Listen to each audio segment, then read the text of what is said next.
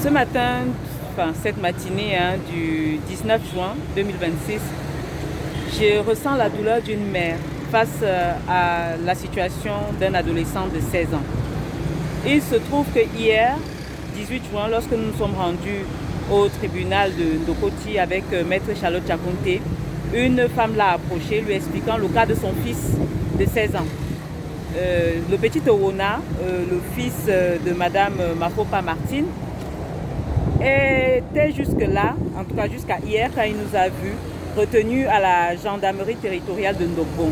Quelle est son histoire? Son histoire est celle d'un adolescent qui voit ses amis du quartier ramasser des choses et ses amis là, lui demandent de les aider à transporter ces affaires-là. Il transporte des affaires et un peu plus tard, une dame se plaint de ce que ses effets ont été volés.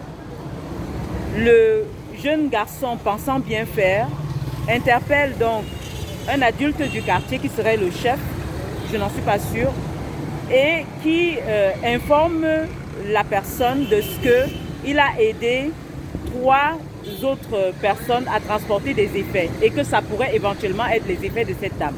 Ça, c'est ce que la maman du petit Owona raconte donc à Maître Chakunte.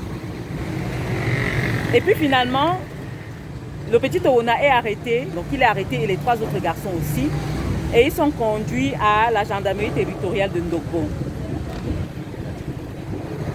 Au fil des jours, les autres garçons sont libérés, mais le petit Owona reste en cellule. Il est demandé à sa maman de donner la somme de 600 000 francs. La maman dit qu'elle n'a pas cet argent. Et puis finalement, on lui demande de donner 300 000 francs. Elle dit toujours qu'elle n'a pas cet argent.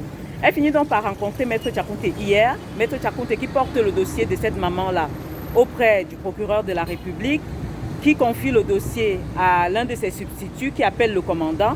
Et puis finalement, le petit Owona est libéré et retrouve la maison familiale aux environs de 23 heures.